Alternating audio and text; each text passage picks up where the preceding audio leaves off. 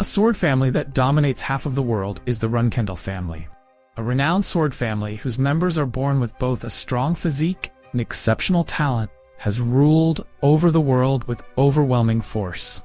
Combat, conquer, and control. These three virtues are the law of the jungle. That's the family that MC is born into. MC's name is Jin Runkendall, and he is the youngest son of the Runkendall family. In the selection ceremony, where each child's future is predicted, he selected the Patriarch sword. He was a child destined to become the Patriarch, as he had thought that his future would only be full of success and fame. He had zero talent for swordsmanship. The others brushed off to say, "How can someone from the Runkendall family be of that louse?" He was called Runkendall's embarrassment and disgrace, someone far below the average in the Runkendall family, and the worst of the Runkendall. He was approached by his twin brothers, asking if he was swinging that useless wooden sword again. They asked where that special sword could be, as they wondered where the Barasada is. Why is he swinging the wooden sword? They kicked him down to bully him, making him fall, as they called him a useless bastard. MC tried to get his sword, but his hand was crushed down by his brother. They taunted him, saying, "Do you think studying a bit of swordsmanship theory would make him any less useless? This is why guys who are useless should never be given any chances. If chances are given to them, they fail to know their place and keep holding on to that hope." They crushed down the sword, and the notes to bits and pieces.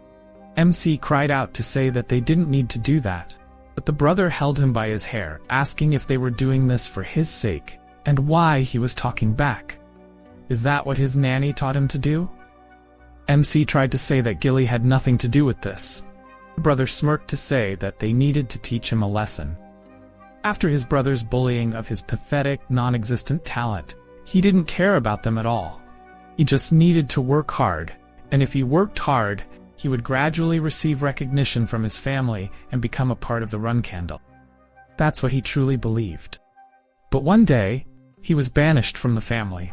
As he stood upon the gate in despair, he was told that since his efforts were commendable, they would spare his life. That was how he got banished from the family at the age of 25, and started wandering around aimlessly. That was around the time he met his master, and that's when he knew that he did have a talent. Not just that, the very thing his family considered taboo, magic, is what he had a talent for. 3 years after that, MC diligently carried out his research to connect the mana that existed in nature and the magician's mana to recover mana. As he was engulfed in black smoke, someone from behind asked for him. He introduced himself as Soldaret, the master of all shadows. He tells MC he would propose a contract to him as the god of shadows. If he made a contract with him, not only would he be able to use shadow energy, he would also be able to negate all curses. He noticed that his contractor seemed to have had a grudge held against him since childhood, as he hadn't been able to use his full potential due to a tribal curse. He elaborated that it was a curse known as Bladed Illusion, which suppresses talent for the blade. It must have been a terrible curse for a Runkendall. He says that it might have been the reason why he was so captivated by him. From this moment forth, no curses would be able to bring harm upon him anymore. Curse was dispelled. He said that all left for him is to become an extraordinary magic swordsman, and he would enjoy watching over him. The shadows moved out as MC took out his sword and used his sword skills. MC noticed that every time he picked up his sword, he was able to reach new heights. He thought that the sword was light, and it was like it didn't weigh anything at all. Felt like he was swinging his arms. The worst in the history of the Runkendall family. MC thought that his hard work had come to fruition. Far apart, a couple of soldiers were watching over him. The scene shifted as MC woke up injured, wondering where he was. His body felt heavy for some reason, as he was scrunched down by debris. He asked for help, thinking that he couldn't believe he died while sleeping. Was this because he was useless after all? Did he not have even a chance to use the magic and power of Soldaret that he finally obtained? If it was going to be like this, why was he given a chance? As he died, the scene shifted. MC found himself around the people in his family. He thought, what's going on? As he definitely died, his nanny asked to cheer him up. MC saw the sword Barasada in front of him. He realized that he was at the selection ceremony. He had returned to the past as the 1-year-old baby Jin Runkandel. He had picked the sword by chance in his previous life, but as MC touched Barasada, the surrounding family members couldn't believe that the youngest master had chosen the patriarch's sword. MC decided that in this life, he would choose it intentionally. As the family members can't believe that the patriarch's sword has been chosen, Patriarch says that the youngest has selected Barasada, and the selection ceremony is over. He orders him to move the youngest to the Storm Castle. 6 years later, in the Storm Castle, it's heavily raining, and MC is in the library. He thinks that it has been 6 years since he came to the Storm Castle. According to the family rules, he has to stay locked in here until he's 10 years old, so he has 3 more years left. As he thinks that he is bored, he hears a scream outside. A maid is taken aback as she says that there is a dead bird in his room. MC realizes that the only ones who do this in the Storm Castle are his twin brothers. They laugh on the side as they say that it's too bad the maid found it first. One of them is Daytona, and the second one is Haytona. Both are his twins. They ask how their gift is, and if he is moved to tears. MC knows that those two would become notorious murderers once they became flag bearers, but brats who just turned 9 killed an innocent bird just to torment him. The twins taunt him, saying that he doesn't actually have to cry. They ask if the great man who has chosen the destiny of the patriarch will not even acknowledge the likes of him. They ask where he has left his Barasada. As Haituna lunges to punch him, MC stops it, saying to shut up. MC overwhelmingly penetrates him down, saying that he held it until now, but he can't take it anymore. He crunches him down, saying that from now on, it would be in their best interest to stay out of his sight as much as possible. From behind, Khan comes down. Khan asks what in the world had happened, for which MC says that they just started fighting and collapse. Khan thinks that, as expected of a Runkandel, even a child is furious. Khan says he understands and will take them to the doctor, which MC denies, saying that there's somewhere they need to go. He asks him to follow him. MC buries the bird and puts the twins alongside it. Khan asks if it's going to be okay to just leave them here, as the rainstorm is going to get stronger soon. MC says that they need to be made aware of just what they have done, as he looks at him with fierce eyes. Khan abides by his orders. Khan thinks that force definitely wasn't normal, and he decides that he must report this to the patriarch as he leaves. MC sees all of this and thinks that he knew it. Khan is heading off to report to his father. Khan is their guardian knight. He is also an observer. Since that must have looked like magic in Khan's eyes, he surely couldn't just leave it be. Shadow energy is the proof of his contract with Saldaret, and thanks to this power, he found out that his contract with him is valid even in this life. Thanks to curse immunity, a perk of being Saldaret's contractor, he was able to avoid the bladed illusion. The dunce, Jin Runkandel, no longer exists. From now on, many things will differ from his previous life, and what's left now is meeting father. As Khan reports it to the Patriarch, Patriarch says that the youngest beat the Toon twins. He orders Khan to assemble the flag bearers, as he will have to go see the youngest. One of the brothers informs me that all 7 flag bearers of Runkandel and the 200 knights under them have been assembled. The Patriarch, along with MC's brothers and sisters, assembled as they moved on to depart for the Storm Castle. One of the sisters, namely Mary Runkandel, asks her brother Diffus if he knows anything. She asked Luna earlier, but she didn't think she knew either. Mary says that she was busy beating up some mages. Diffus says that the Tuna twins will be out of the Storm Castle by next year, so he doubts it would be about them.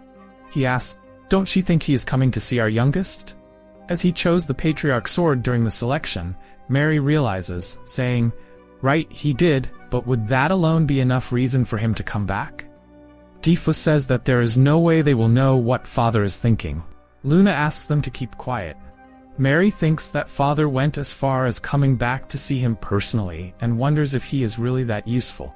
The scene shifts as Gilly is dressing up MC, saying that the Patriarch is coming to see them. Maybe he's coming to see his children, for which MC thinks that Khan must have told father everything. Khan is a rather inflexible person, so he wouldn't have drawn the conclusion that he was using magic.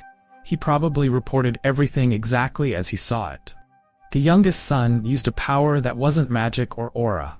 Father is coming back to check what that power would be and to see if that power or he could be an asset for the future and prosperity of the clan.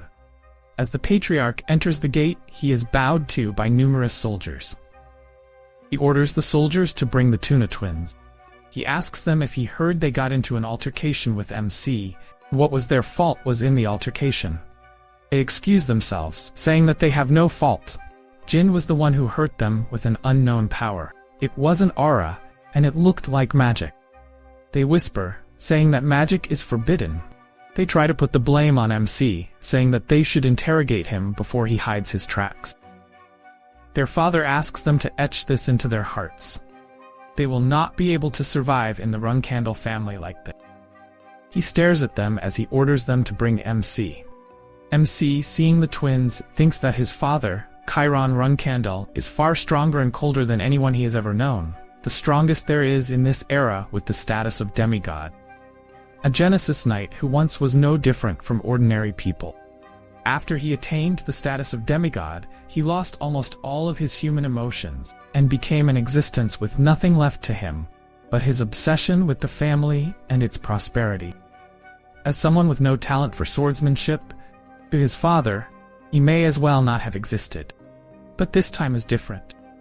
In this life, he will make sure that no one will be able to disregard him. As he opens the door to enter the hall, he bows down to greet the patriarch. Chiron asks why he called him patriarch and not father, for which MC says that his brothers and sisters and the guardian knights, over 100 members of the clan, visited today. Because of that, he concluded that his visit must be an official one. That is why he chose to refer to him in that way. Chiron says that is a satisfying answer. He tells him that he has visited the castle for a different reason today, though he should refer to him as father for now. He asks him the same question that he asked his brothers. What wrong did his brothers commit in his altercation? MC says that it's revenge, and if one is a member of the Runcandle family, they must always return what they have been given, whether that be grace or resentment. Chiron takes a brief pause, asking everyone except the youngest in the room to leave. The soldiers think that the youngest son has passed the patriarch's test. MC's mother asks them not to just stand around, as it's the patriarch's order. As they move out, Mary thinks that a one-on-one talk with father and the little guy is not that bad. Chiron says that he sent everyone away because he has a few questions only for him. The Tuna twins mention that he used a special power. The Runcandles strictly forbid the usage of magic, because one isn't able to achieve the pinnacle of swordsmanship. They train in magic. What is the power that he is using? If it were magic, he would not allow this to pass lightly. MC says that as long as father knows about this power, he won't ignore it. As MC says, he is not sure about what this power is. It is neither magical nor aura, so he was wondering what to call it. If he doesn't mind, he would like him to bestow a name upon it. Chiron gets a flinch, as this is the power that the Runcandle's founder possessed. It's shadow energy. Chiron thinks that this might mean that the child is destined to be the head of the family. Chiron says that it's right. That is the power of Soldaret, the god of shadows. He elaborates that Soldaret made a contract with the founder of the Runcandle family, Lord Tamar, and is the god who helped find their family. But since Lord Tamar passed away, Soldaret has not appeared before the Runcandles. He doesn't know the reason for that, but it seems Soldaret is trying to return to the Runcandles through MC. MC asks if he's curious about one thing. That person, the god Soldaret, is he stronger than him? Chiron thinks about it and says that he doesn't know since he has never fought a god before. MC is taken aback, thinking that it truly is what the strongest man on earth would say. Chiron, while patting MC, says that it was a good question. His innocent question has become a topic of great interest to him, and he thinks that coming to see him today was a good decision. He asks one question in return. How does MC want to use that shadow power? MC says that he wants to use this power for the sake of the family. Chiron laughs at saying what an amusing lie it is. He reminds MC that he beat down his older brothers, abandoned them in the storm, and now claims he wants to use that power for the family. He tells MC to tell his father the truth. MC grits his fist, thinking that, as expected, father isn't going to let this go easily. He says that he wants to use this power for himself. Chiron says that he likes it and will keep a close eye on him from now on. As Chiron leaves, MC relaxes, as his knees were shaking. He thinks that he got through that safely. Attaining the right to use shadow energy freely is more than enough. But to think that father has expectations of him too is better than he expected. He remembers the lower gaze of Chiron in his past life and thinks that this life really is completely different from his previous one. As they are departing, his sister Mary gives him a tiffin box, saying it's a special present from his older sister. She tells him to boil it well, eat it all, and get stronger quickly. MC wonders what it is. After some time, as they open it, MC realizes that it's a phoenix's heart. He is in disbelief that Mary would give this to a 7-year-old child. Mary, a 6-star knight and the 7th flag bearer of the Runkandel family, is known as Wind Fury Mary. She also has another name that isn't well known, the Mad Woman of the South.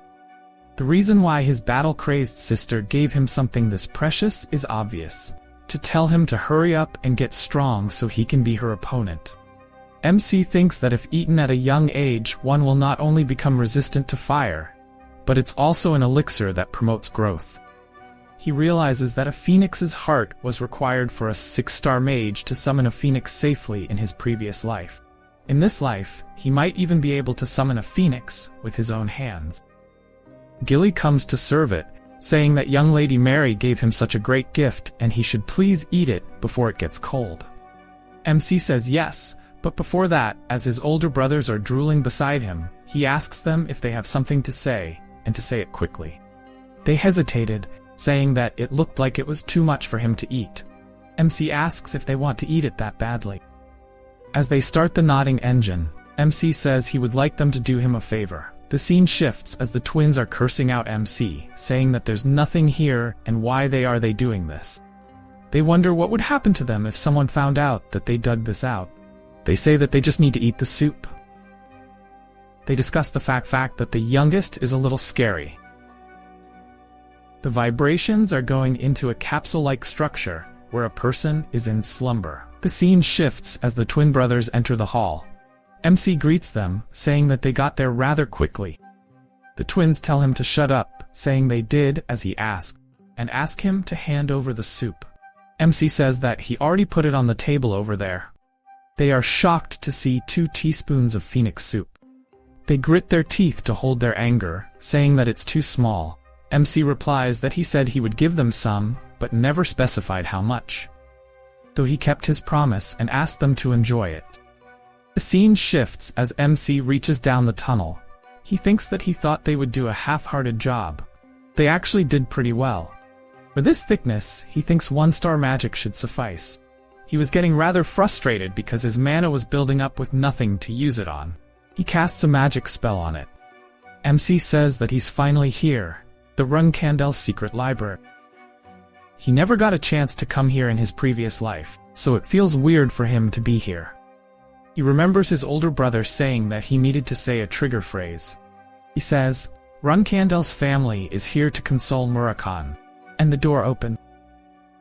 The Runkandel's secret library is where the family stored their secret tomes, and entry is only permitted to the flag bearers of the family. He thinks that there was no point in him knowing about this place since he wasn't a flag bearer, but it turned out to be a great help. MC approaches a capsule to see a man captive there, in deep slumber. He realizes it's not a human and wonders why such a thing is here. He realizes it's the Black Dragon, Murakhan. He had heard that the Black Dragon Moran was defeated by the founder and went into a deep slumber. He couldn't believe that the legend was true. He thinks that he doesn't have time for this and looks for the secret tomes. As he moves out, Murakhan's fingers flicker slightly. MC thinks that there are secret tomes from all kinds of families here, and he will start off with the Kundan families since they were also a famous Swordmaster family. He thinks it's pretty difficult, considering it's a 3-star magic theory. He would like to take them with him, but would get caught if he did that. so he decides to copy them every time he comes here. Days pass as MC continues to live and learning. One day, he feels a presence and thinks that no one from the storm castle would possibly enter. As he moves to the door, a scary person asks MC who he is. MC realizes it's Murakhan and wonders why Murakhan is alive, as he has never heard of Murakhan awakening in his past life. MC calms himself down, thinking that since Murakhan is their family's guardian dragon, maybe he will let him go if he shows respect and acts like a little child. MC greets him as the family's guardian. But Murakhan gets furiously angry, screaming that MC called him a mere guardian, and how dare the run candles teach their children that. Murakhan relaxes, thinking that he got caught up because he smelled something good, but all he can see is a child. Murakhan smells MC, saying that he can smell shadow energy upon him. He says that even though he's been asleep for the past 1,000 years, he can still remember that scent clearly. This distinct smell of shadow energy should only come from those under a contract like Temar. MC realizes that the reason Murakhan woke up is because of his shadow energy. MC thinks that he should test something out. He demonstrates his shadow energy, saying that his father told him this power is from the god of shadow, Soldaret. This petrifies Murakhan, can't believe it, and asks if Soldaret is serious, wondering if this little child is the contractor after the 1,000 years that he promised. After a brief pause, Murakhan tells MC that he actually made a promise with Soldaret, and it seems that MC is the person who needs to cooperate with him to keep the promise. He says he will fill MC in on the details later. But for now, he just woke up, but he can't think straight. He doesn't think MC will understand since he's too young, but he should at least introduce himself formally to Soldaret's contractor. Murakhan introduces himself as Soldaret's representative, his friend, and the last descendant of the first being created from shadows. He engulfs himself in black shadow, saying that according to the 1,000-year contract, from now on, he will be by MC's side. Soldaret transforms into a gigantic dragon and asks MC to state his name as Soldaret's contractor. MC introduces himself as Jin Runkandel, the 13th and youngest child of the Runkandel family. Black Dragon Murakhan. The story of Murakhan Mountain is named after this dragon. Black Dragon Murakhan was a powerful ruler who reigned over that place long ago.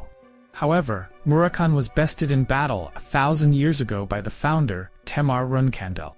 It is said that after giving up Murakhan Mountain and Storm Castle, he fell into a deep slumber. As MC knows, truth is that they weren't enemies. Instead, he was the founder's guardian dragon as well as a close friend. Those who have contracts with gods will normally also have a guardian dragon that will be with them. However, he was told nothing about the Soldaret guardian dragon, although it was his responsibility to do so. It makes sense now. It was because Murakhan had fallen into a deep slumber. Since Murakhan is now awake, does that mean he will get a guardian dragon as well? As MC enters the room, reporting to Murakhan that he is here, he offers him the pastries that his nanny packed for him. MC thinks that since he will be with Murakhan from now on, he should ask him anything he is curious about beforehand. Thus, after Murakhan's awakening, he continued to frequent the secret library for months. MC asked Murakhan about his fight with Tamar. Murakhan says that it was 1,000 years ago. How would he remember? MC thinks that he is certain of one thing about Murakhan.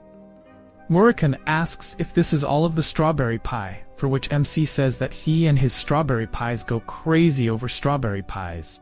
Murakhan asks what he has been doing every time he comes here, for which MC says that he has been transcribing. If he took these tomes with him, he could get caught, though he copied everything down instead. Murakhan asks if he understands a bit, for which MC says about 30%, as he doesn't know about the rest. Murakhan asks him to relax, saying not to lose too much faith. That's a lot for someone his age. Other kids can't do that, and they are lazy. MC says that it's for normal kids as he's a Runkandel. This is normal to him. He has 12 older brothers and sisters. Not only that, but he also has a father, a mother, and the elders. If he wants to ruin those people, he has to work harder. MC asks Murakhan, if the founder read this, how much of the book would he understand? MC thinks that if he were to be compared to the strongest being in history, how would he fare right now? Murakhan says that he doesn't think he could even understand a single line in the book at his age. However, theory doesn't always translate to reality. He didn't read these books and still fought well. He has potential just like Temar did, but he is not as good as Temar. Shocking MC. MC says that then he can never become like the founder, for which Murakami says that he is a contractor of Soldaret, just like him, and he is smart enough to read those books. He is still young, so don't be so impatient and just try to train hard, and he will be able to be as strong as Tamar. Who knows? He could even surpass him. MC asks if that is really so, which Murakami says, Psst. Does he know what Soldaret's nickname is? It's infinite. Soldaret's power has no limit, so that means that he and his contractor have no limit as well. So don't be so glum and have more faith in yourself. Since he will teach him a new technique to make him feel better, MC asks what it is. Murakami says it's the shadow energy release. All beings who use shadow energy have to familiarize themselves with it, and this is the very foundation of utilizing shadow energy. However, it's incredibly dangerous to use it without learning it properly. So learn it carefully and slowly. MC says that he will do that and asks what he has to do next. Murakami says that first, he has to learn how to form mana. MC asks why, as he thinks that he already did that so much in his past life. Murakami elaborates that the shadow release is forming his mana and moving it. He will likely have to practice this for 2 to 3 years. MC thinks that it's too late. Murakami taunts him, saying that he doesn't even know the basics, so he can't teach him anything too advanced. MC forms his mana in front of him and asks if he can teach him now. Seeing this, Murakami is deeply shocked and asks how he did that. MC says that he has just always been able to do that. Murakami asks if he knows how to move his mana. MC does it without any problem. Murakami can't believe it, as he says that only the most prodigious of geniuses could do this. And he sure is one amazing kid. He says that he will give him a sneak peek at what shadow release is like. MC gets happy. Murakami releases his shadow energy, saying that it is derived from the shadows. All the shadows in this world were born from Soldaret. He engulfs the whole room in his shadow, saying that Soldaret is the owner of all the shadows in the world, and he is the sole contractor of Soldaret. Murakami says that it means that he can also become the owner of all the world's shadows. Seeing the terrifying power of this, Murakami says that this is the shadow energy release. The scene shifts to the forest as a soldier reports to Luna Runkandel that they have finished up everything here, and after they clear 5 more areas, they will be able to complete the mission. Luna says that 4 months should be fine. She orders them to tell the knights to take a break. She asks for one more thing. What do 9-year-old kids usually like? Half a year after meeting Murakami, the Tona brothers turned 10 and left Storm Castle. MC turned 9 and was congratulated by Gilly. MC thanked her, asking if she would give some pies to everyone. She agreed. Meanwhile, Khan came in, apologizing for the sudden interruption. MC asked what it was, to which Khan replied that Mistress Luna had come to visit, shocking MC. Luna Runkandel, first flag bearer and the 9-star knight, is the firstborn of the 13 siblings. The white whale, Luna Runkandel. Despite being the strongest of all the Runkandel siblings, she had no interest in becoming matriarch and had stepped away from the dirty fight known as the succession. She was truly a lone white whale that acts alone. Because of this, Luna Nim never showed interest in any of the siblings, and it would be more fitting to describe their relationship as strangers rather than family. That's how distant they were. Yet that very sister decided to come to Storm Castle without any prior notice. MC thought, did something big happen to their family? That's not it. Has she found out that he went to the secret library? MC greeted Luna, saying that if he had known, he would have dressed more appropriately to meet him. MC was puzzled as Luna patted him, saying, "What a cute thing. Is there a need to give any prior notice just to see her younger brother?" She asked if he looked a little out of sorts, and if he was feeling well. MC said he was a bit nervous, as this was his first time seeing her so close. He thought he was on edge for some reason. Luna thought about the Runkandel family tradition for siblings to keep each other in check, steal from, and trample on one another. She asked if MC thought she was here to keep him in check. Something. She gritted her teeth, saying that it seemed that he lacked consideration. He may be young, but she seemed to have momentarily forgotten. He was a run candle.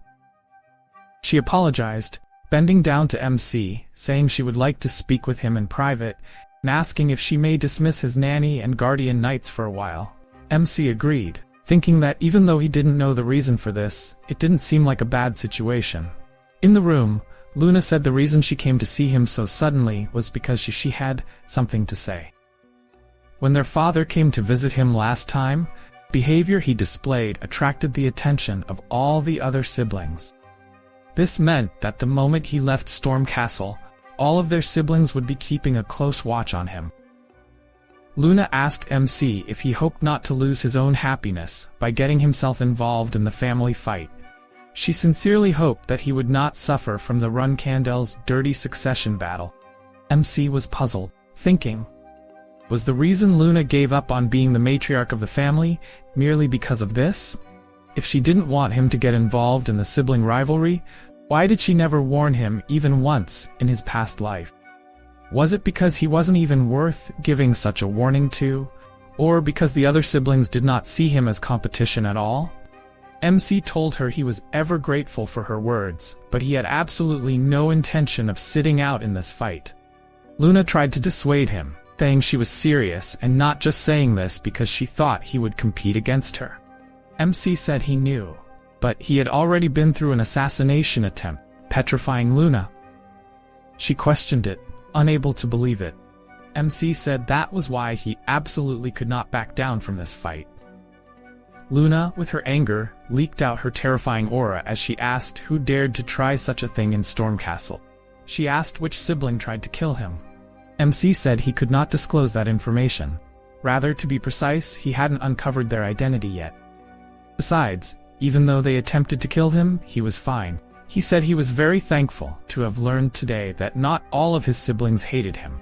Luna hugged MC, saying it meant he had already gotten involved in the dirty family battle. This saddened her so much. MC thought Luna was such a tender-hearted person. He patted her, saying not to be so sad. Luna said today was a joyous occasion, so they shouldn't just talk about such things. Today was his birthday, and she was actually here to give him a birthday gift. She presented him with a pendant, asking him to sit facing away for a moment. She told him that just one time, if he came across a situation too tough for him to handle, he should break the blue gem on the pendant. Then, no matter what, she would come to him. She reminded him not to forget to have it on him at all times. She wished him a happy birthday. They had fun at the party, while Gilly was happy. After some time, Luna bid farewell.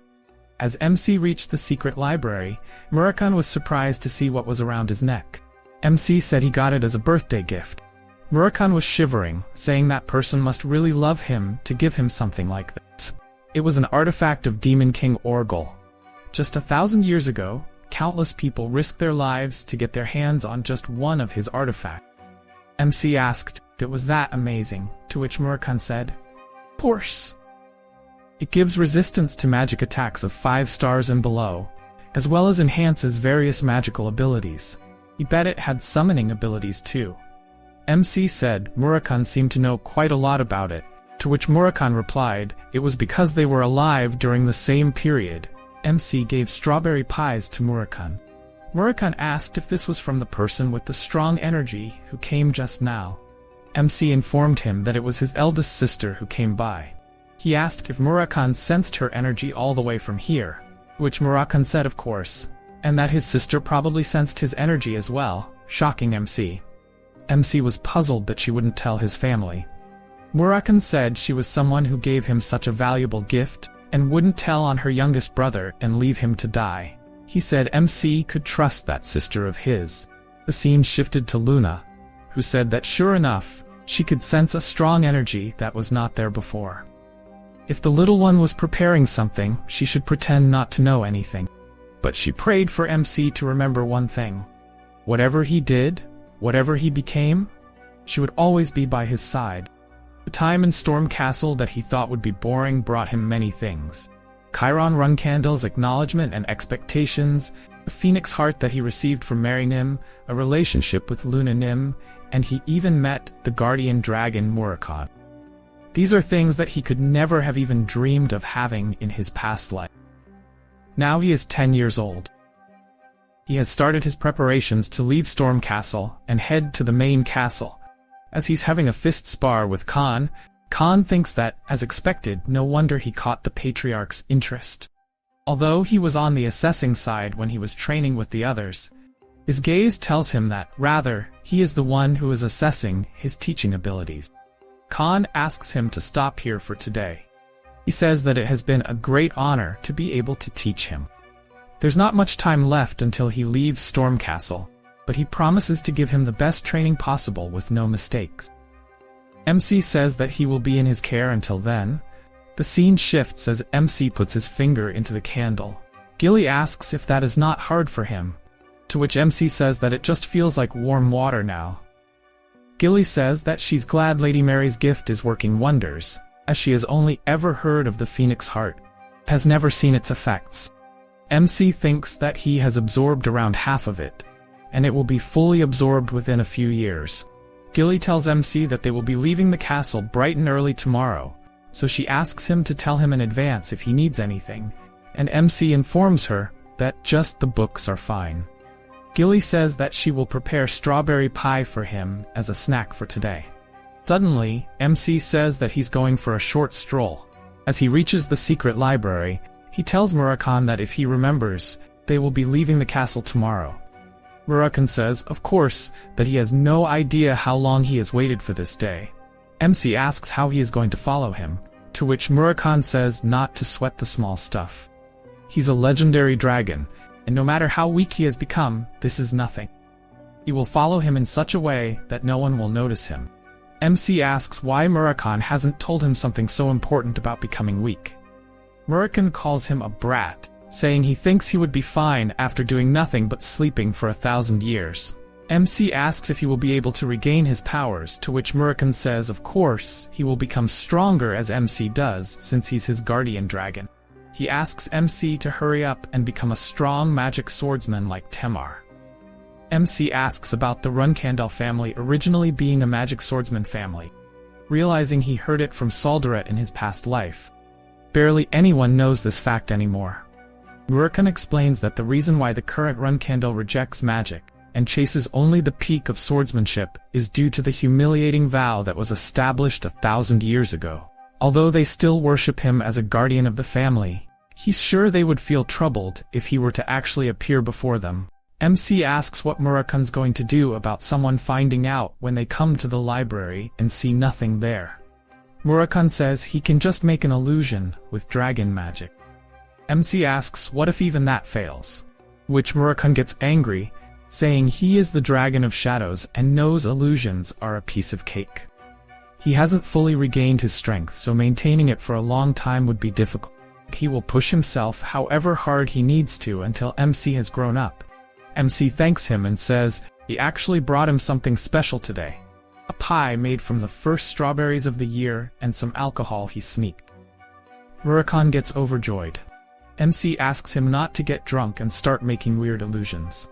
Murakhan jokingly suggests introducing MC to his strawberry pie, to which MC says he will think about it. The next day, Gilly warns MC that he can't expect a quiet and relaxing life, similar to the one he has lived in Storm Castle in the main castle. He will be much busier. MC says he's well aware and will do his best in the main castle. A couple of guards come in, introducing themselves as Jerome and Holtz, and saying they will safely escort him to the Garden of Swords. MC says he will be in their care as he boards the carriage. On October 30th, 1790, he is finally leaving Storm Castle to head to Runkandel's main estate, Garden of Swords. As they embark on the journey, Gilly says that it's snowing and it looks like it will pile up in no time. They should stop by a nearby village and wait until it stops. If there is a lot of snow, they won't be able to use the teleportation gate. Suddenly, the carriage is attacked. The guards say it's an ambush and ask them to be on standby inside the carriage. Gilly takes on MC, saying it will be safe and not to worry as the knights are 7-star guardian knights and she is with him. There are about 20 enemies, some mages and warriors, and possibly archers too. She doesn't think there is anyone above 7 stars. Jerome and Holtz are fighting right now. MC flinches, thinking they need to get off the carriage right now. The Runkandel Guardian Knights, under no circumstances, must leave a Runkandel unattended. One of them must be by his side. Gilly notes this. As MC says, that means one of them is a traitor or a fake. There might be some hidden equipment within this carriage, and they need to get out right now. Gilly grits her teeth, saying she understands. For now, she will protect him, the young master, as a member of Runkandel.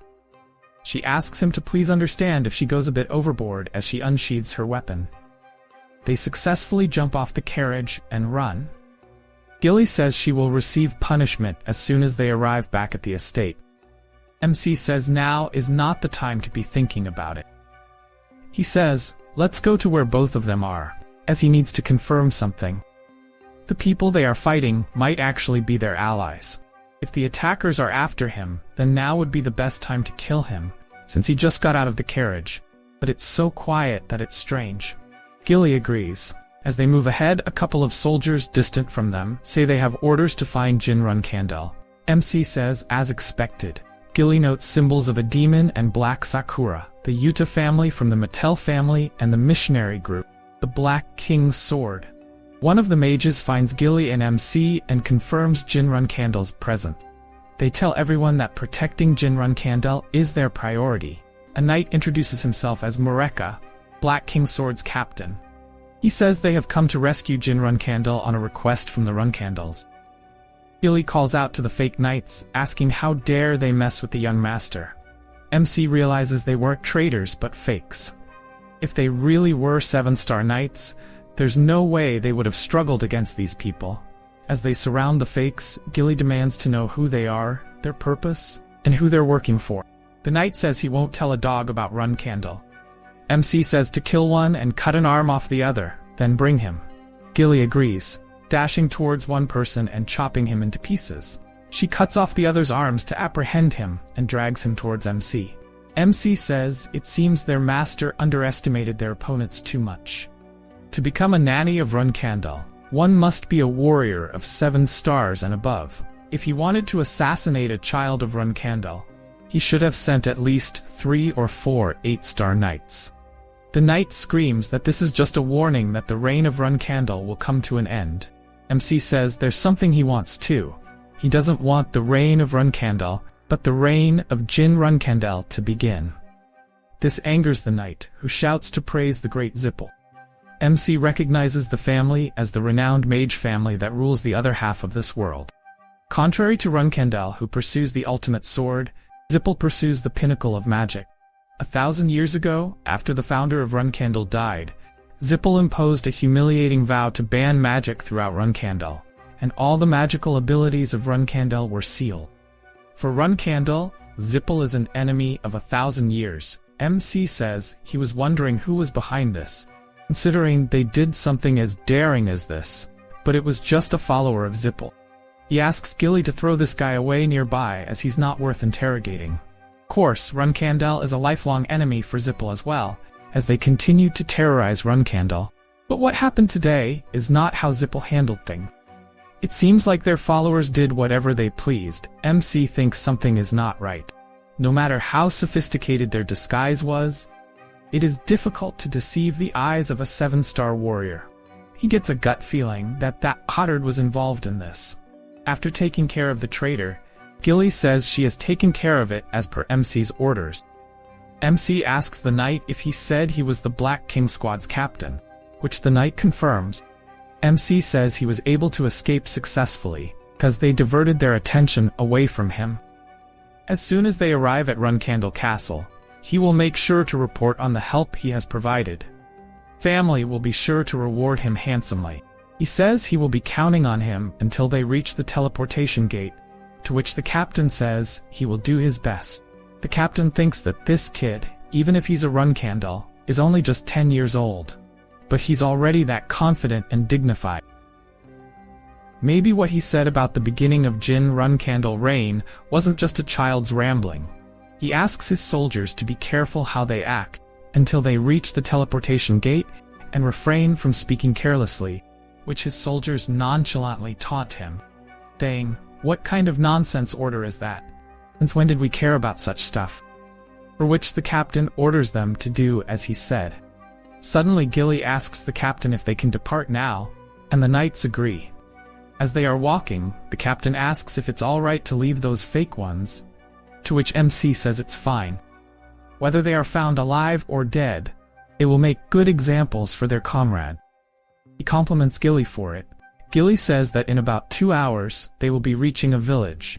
MC says they will have to wait there for the snow to stop.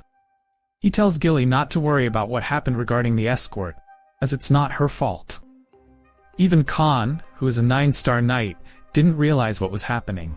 It would be harder for her, a 7-star warrior, to notice anything amiss. MC thinks about how Gilly is still the same as before. As a nanny of the Runcandle family, her fate is bound to the child she's in charge of.